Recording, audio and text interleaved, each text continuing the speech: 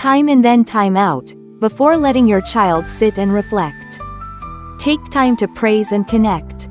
Hello, dear parents.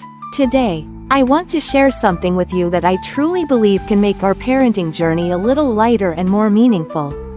It's about two methods we've all probably heard of: time out and time in.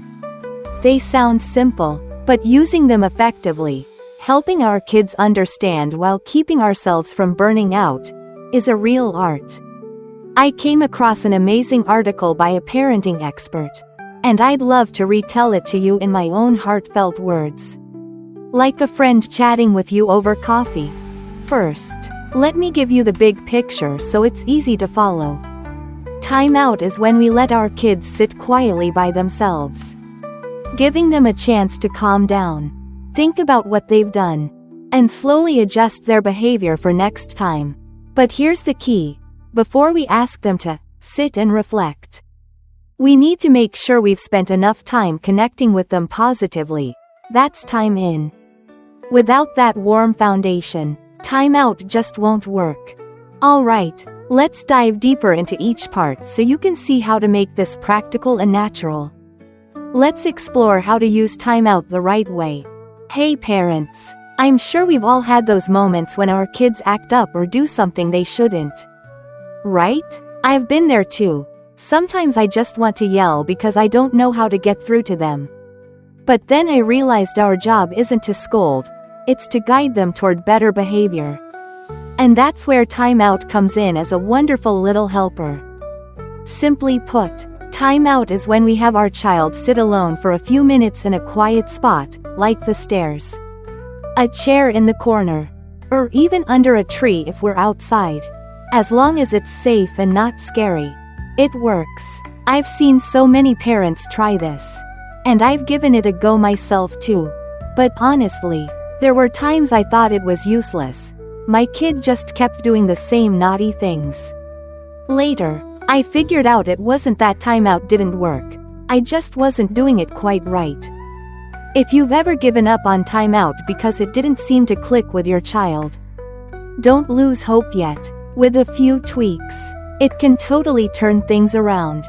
I'll share more details soon.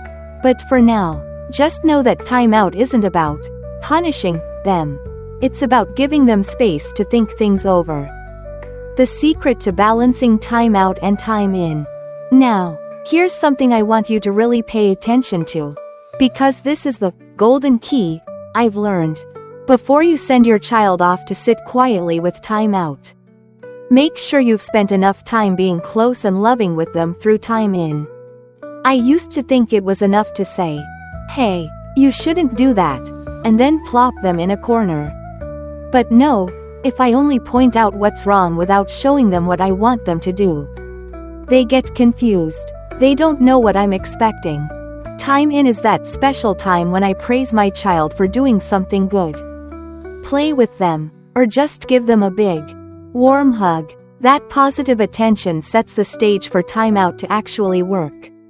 When they mess up and I take that attention away, not yelling, not lecturing, just letting them sit quietly, they feel the difference. If I keep nagging or explaining during time out, it all falls apart. This approach works best for kids from about 18 months to around 7 years old. For the tiny ones who don't understand much yet, I've found the best thing is to quietly turn away, set them down, or step out of the room for a moment when they misbehave. Don't bother with long explanations. Kids this age learn more from what they see us do than what we say. They need to watch rather than hear and understand. But here's the honest truth. Parents, don't expect this to work like magic overnight. I used to get so impatient, thinking, I'm doing it right, so why is my kid still acting up? Then I realized changing behavior takes time. Weeks, even months sometimes. But if I stick with it, balancing time out and time in consistently, my child starts paying attention to what I do. And the most important thing? Make sure most of the attention they get is for the good stuff.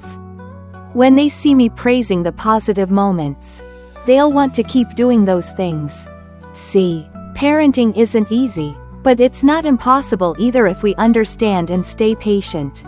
I hope these thoughts give you a boost of confidence to try time out and time in. Give it a go. And don't forget to pour lots of love into your kids before taking that attention away. Wishing you all tons of joy and happy moments raising your little ones.